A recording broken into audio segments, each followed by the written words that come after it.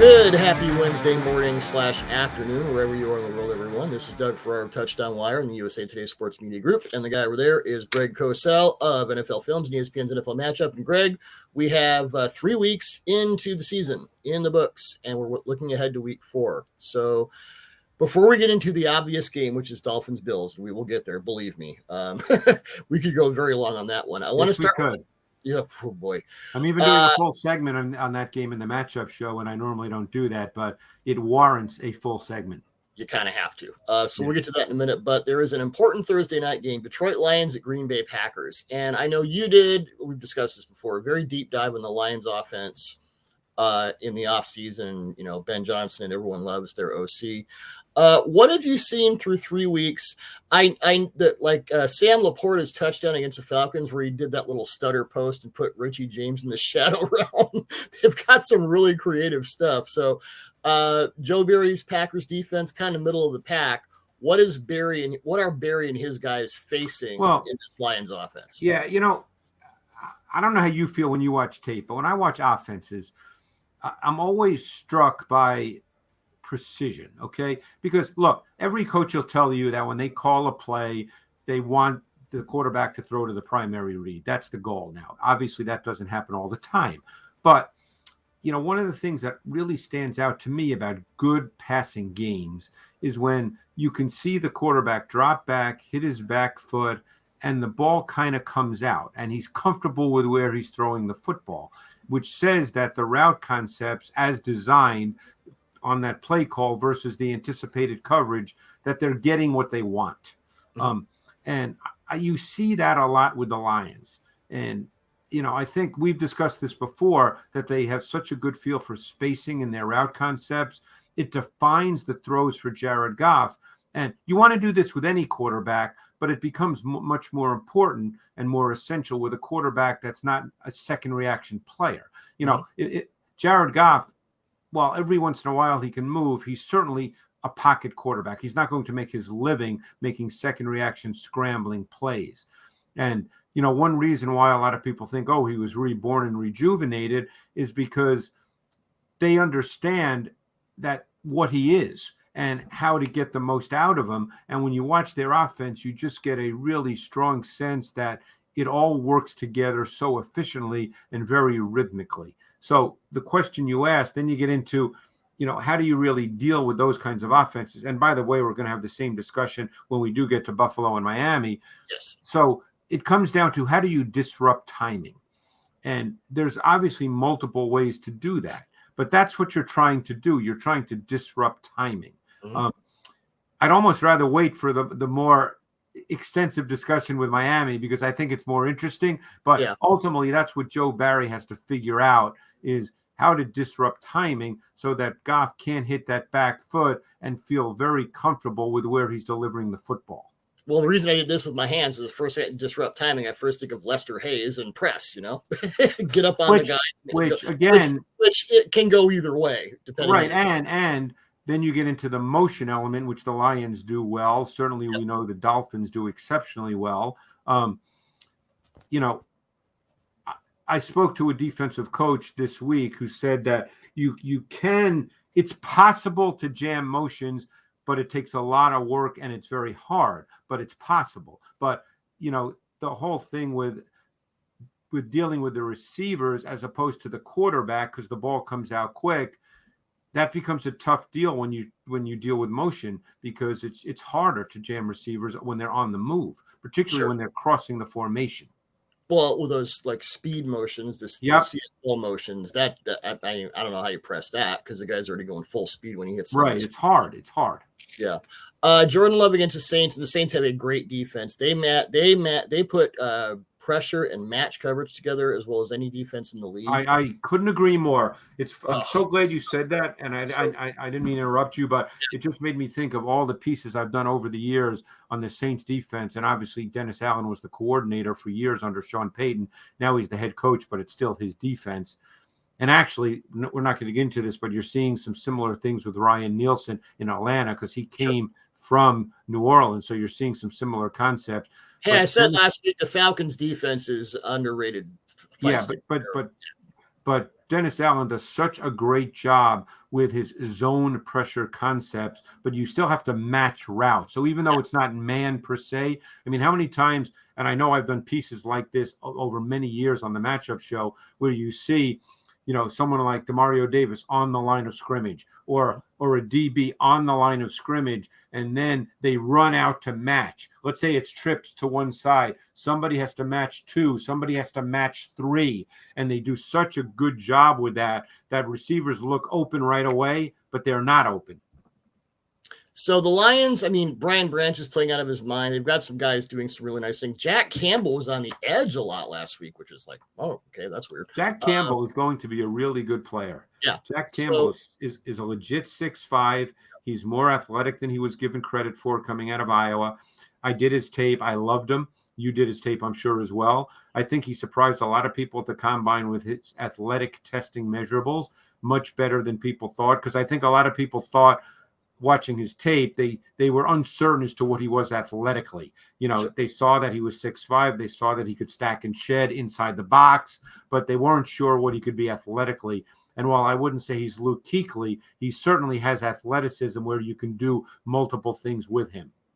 So moving to this concept, this game, Jordan Love in the first half, 7 of 16 under 100 yards, and he was struggling with the pressure and match stuff we talked about, which is no surprise. He hasn't played a lot of football. My point is in the second half, he had 3 explosive throws, all into tight windows. He had a little better protection, and he just had enough time to hit his back foot, find his guy. You said hit the back foot, find the read, and go. But these were really good tight window throws against the top 5 defense, and I was really impressed with how he played in the second half. Yeah, and I got to tell you, Doug, one thing I really like about Jordan Love, well, there's a couple of things, and I've always liked Jordan Love. I did him his next to last year in college when he was really good, and I came away from that thinking if this guy had a great final year in college, he'd be a top 10 pick. And of course, there was a big coaching change. Watching his tape his last year, I'm sure you watched it as well. You could see a quarterback that was clearly not comfortable, and he just didn't play well. His play his last year in college did not warrant a top 10 pick.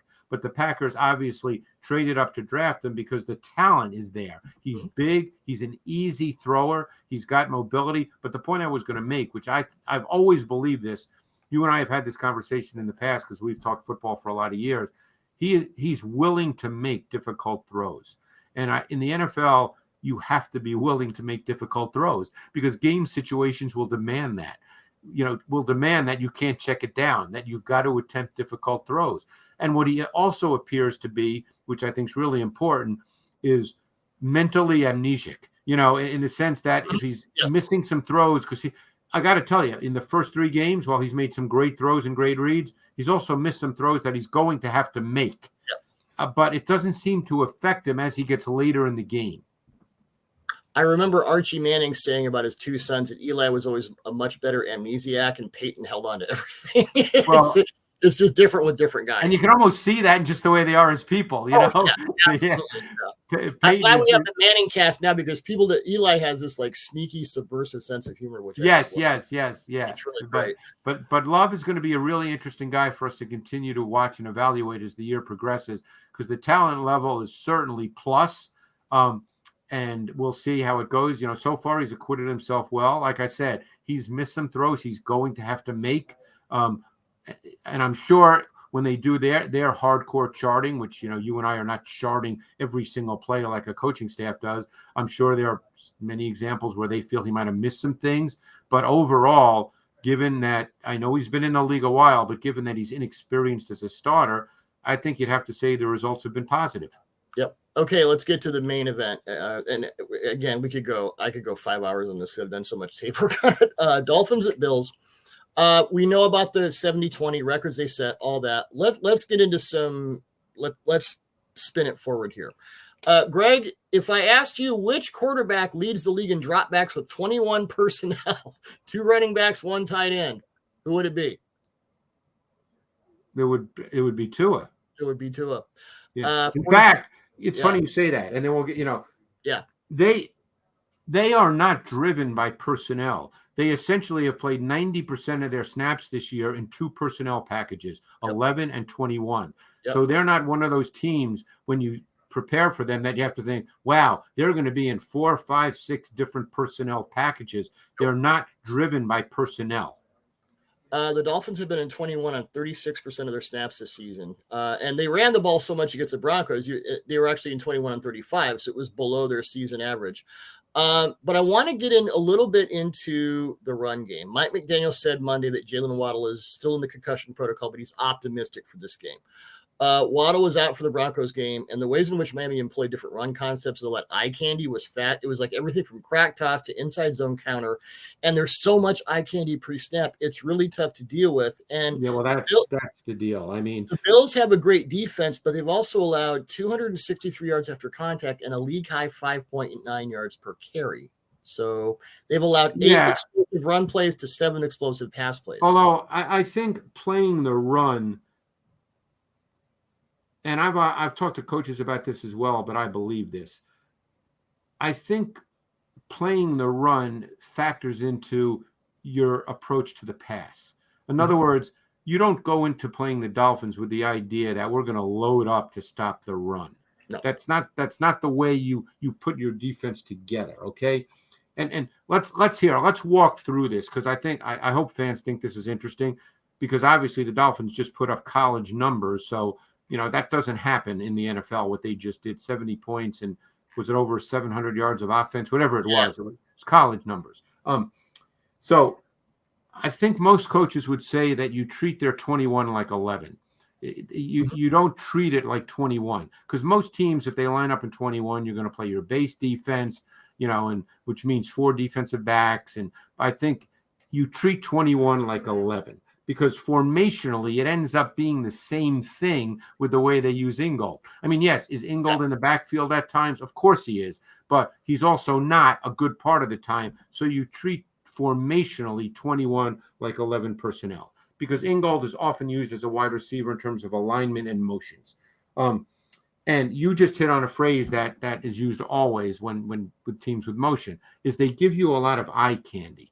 And with all those motions and the eye candy, what has to happen is you shrink your menu. You can't get to all of your calls on defense. And Mike McDaniel knows this. So, it shrinks your menu with what you can call defensively, and with potential adjustments and reactions to the motion. So you end up playing certain particular defenses, and the Dolphins, based on film study, will know what those defenses are. So now we all know, we were talking about this when we spoke about Jared Goff and that offense, is you have to be able to play, and gets to the run game. You have to be able to play out of 2 shell. So that means that your linebackers must be able to be really good in the run game, because you have to play out of 2 shell. Because you can't play at a single high, because you can't match up to Tyreek Hill outside the numbers. No.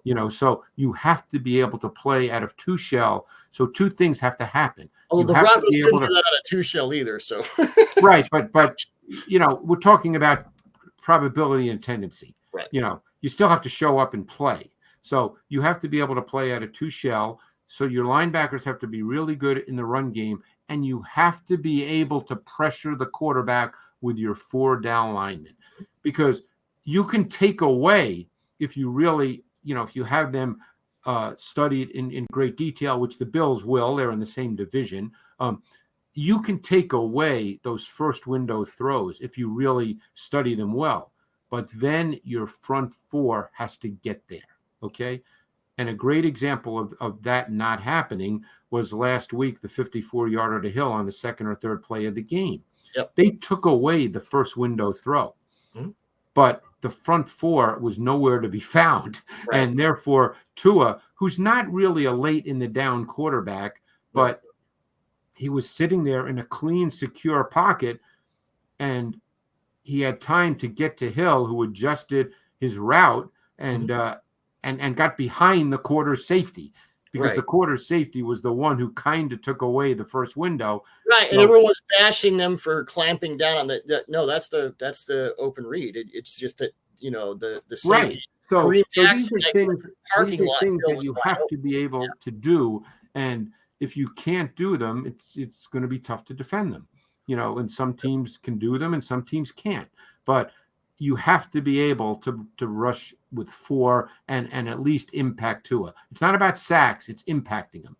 Well, let's get into the Bills' defense. The Bills' blitz rate of 16.7% is the 4th lowest in the NFL. Only the Rams, Bears, and Eagles have blitzed at a lower rate.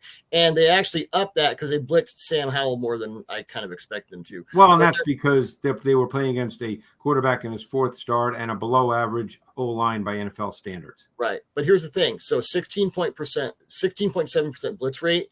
Their pressure rate of 30% is the NFL's 3rd highest. Only the Browns and Steelers have a higher pressure rate.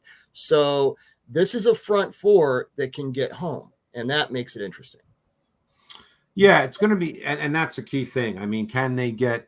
It's not a matter of getting home. Can they apply pressure? And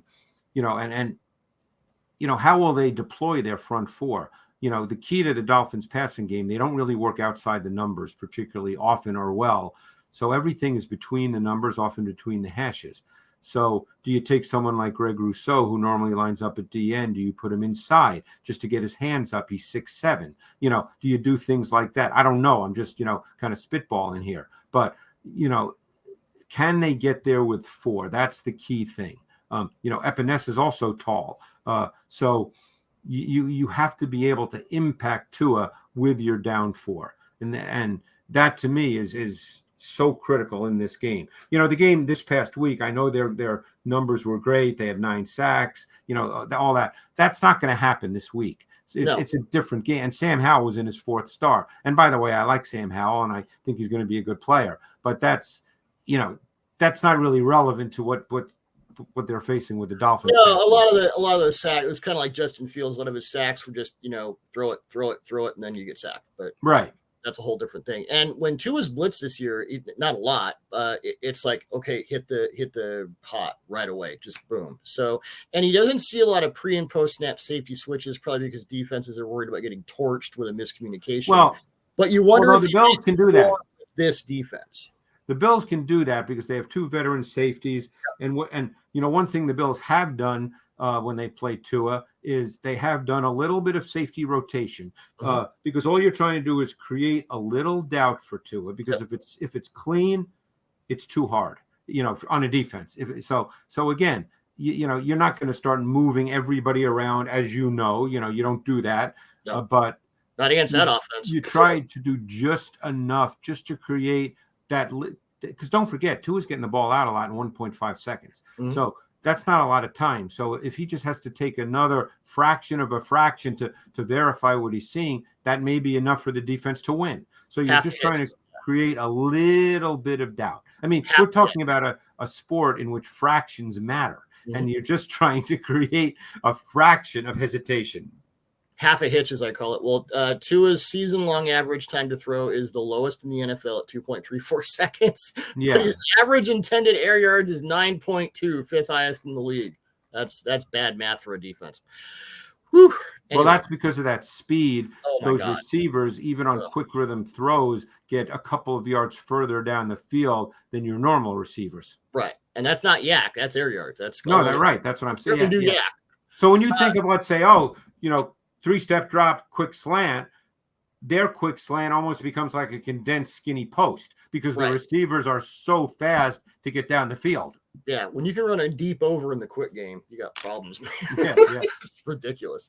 So Ravens at Browns, and let's get into some historically. The Browns' defense is pretty good, by the way. Ooh, doggy. So, and they've been like historically great. We know this. And Grant Delpit, just my notes on it. Grant Delpit has been a problem everywhere on the field. Highly effective blitzer, run stopper from the edge in the box. He can also cover to the deep third. Owusu-Koramoah is Schwartz's box missile, plays with his hair on fire at all times, will bite on misdirection and play action, but he is a terror through open gaps. And the fronts are an absolute nightmare because they move their guys around to different gaps. And the one with Myles Garrett and Zadarius Smith on the same side, like outside. It's a tough deal. Will be outside the guard and Garrett will be outside the tackle. I mean, no way. So tough deal. Yeah. So we know they're a wide 9 team. You've talked a little bit, and I'd like you to expound on this. What Jim Schwartz does in coverage, it's a lot of subtle little twists of the knife. You are correct. He shows inverted 2. He shows inverted cover 3, which you don't see a lot. No, and even in his normal cover 3, he very often has the post safety play lower as opposed to higher, to take away in breaking routes, So he does, like you said, little tweaks with coverage that, again, all that creates doubt for a quarterback, and they have to take extra time to kind of, digest it and decipher it. And then with their pass rush, you don't really have extra time. No, their defense is really, really good. And, a guy who probably will never be talked about much, but I think he's kind of the stabilizing player is Anthony Walker. He may not get 150 tackles. He's not the best athlete on the field, but he's just a really good player. You need those guys. So Lamar Jackson this season has 85 dropbacks in the pocket, 9 where he leaves the pocket. He leads the NFL in no-huddle dropbacks with 28. The Colts seem to run a lot of zone drops, and he didn't always look comfortable with that. Not that the Browns are going to do that, but just overall, after 3 games, where are you with the Ravens offense and Lamar's place in it?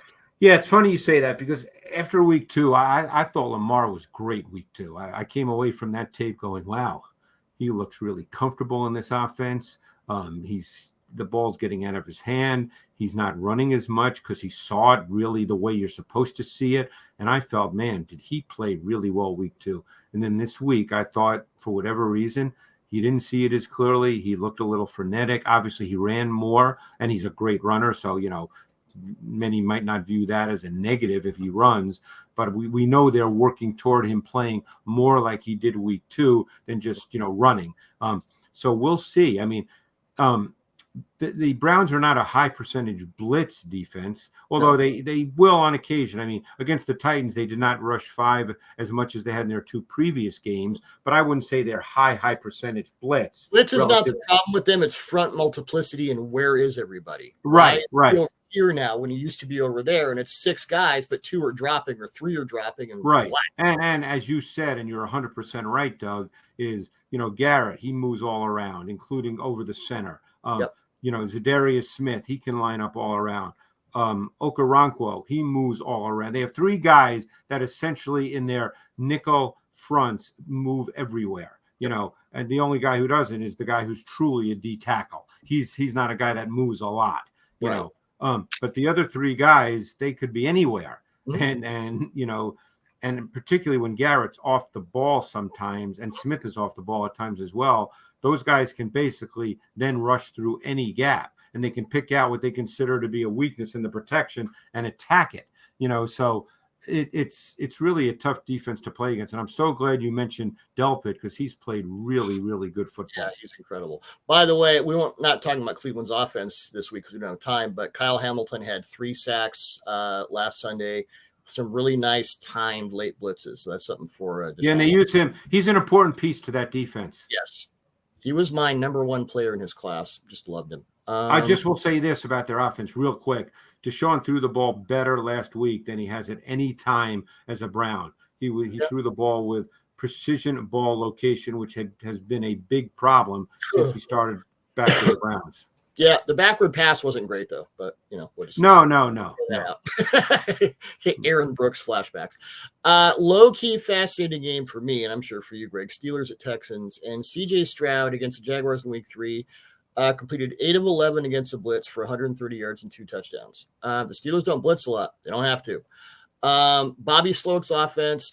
This is the Kyle Shanahan acolytes have taken Shanahan's love for 21 personnel to their new homes. The Dolphins, 49ers, and Texans rank 1, 2, and 3 in dropbacks with 21 personnel. Yep. Stroud has completed 10 of 16 for 169 yards and 110 air yards out of 21.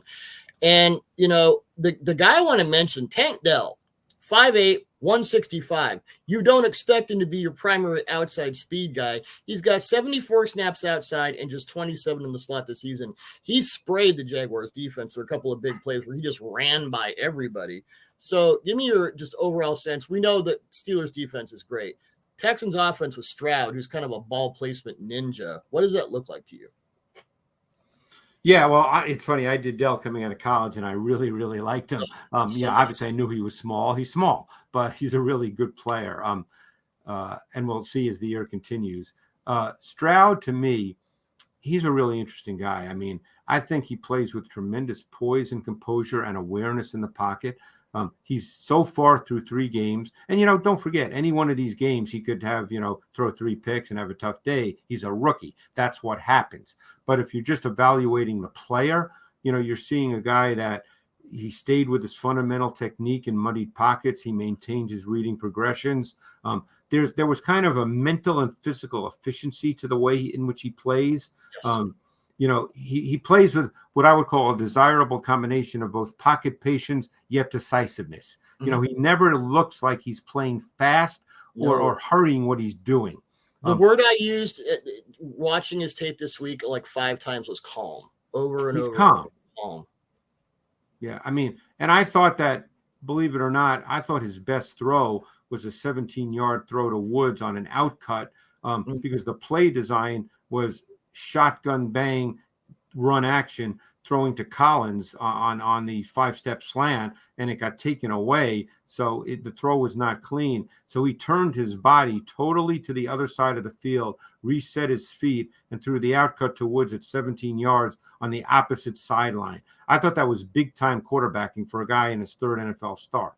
Yep. Yeah, good. That's real quick. What did you see? The Steelers appeared to have sort of turned their offense around. I mean, it was against the Raiders, yeah, but what did you see from Kenny Pickett in this game, in that previous game? He's still up and down, but he made better throws. I was talking with my guys on the matchup show, about him, and I think that he's still not comfortable. I think there's a lot of snaps in which his mental clock seems to be racing. I think he's anticipating and perceiving pressure based on his O-line. So he races a little bit. Instead of getting to a 3rd or a 4th read, he looks to break down and move. He's still missing some throws that he can't miss. But I think overall this week he threw it a little better than he did through the first 2 games. He just needs to kind of keep settling down a little bit. He did have a tendency, even in college at times, to break down and leave the pocket prematurely. Yes. That may be just built into his game a little bit, Doug. Yes. But you got to try to keep working to get past that a little bit. You can't play like that all the time. Yep. A couple of quick hits here. Cardinals at 49ers, and in beating the Cowboys, Cardinals offensive coordinator Drew Petzing did a really nice job of using the Cowboys' aggressive tendencies against them. Without question. Rondale Moore's 45-yard touchdown run. First of all, it was 0-1 personnel, no running backs, 1 tight end, 4 receivers. Nate Tice broke this down on his Wind the Clock video, and it's just a really cool play. They had 4 strong, Moore in the backfield and bunch right, and so the Cowboys were going that way. Run play went the other way. Froholt, the Cardinals center, who's been playing amazingly well this year. Jonathan Hankins kicked inside. He looped over and latched, and then, it was just off to the races. I guess, is the 49ers defense more deliberate in maybe not falling for the cheese in the way the Cowboys seem to? I don't think they're as aggressive in their approach. I think they're a little more straight up. That was an unbelievably good game plan by an inexperienced offensive staff. Just in the kinds of things they did, it was just really, really good. I mean, they basically did a ton of misdirection. They did a ton of backfield actions. They did a lot of things to get the Cowboys defense to sort of play against itself because they are super aggressive. I think the 49ers defense is a little more stable in their approach. They have great players, but I don't think that the way in which they play is as aggressive as the Cowboys. And then speaking of Cowboys at Patriots, your thoughts real quick on Dak, kind of the red zone woes, and Dak against New England's defense, because we can, the offense is whatever it is. That, New England's defense, once again, really good, really interesting, very diverse.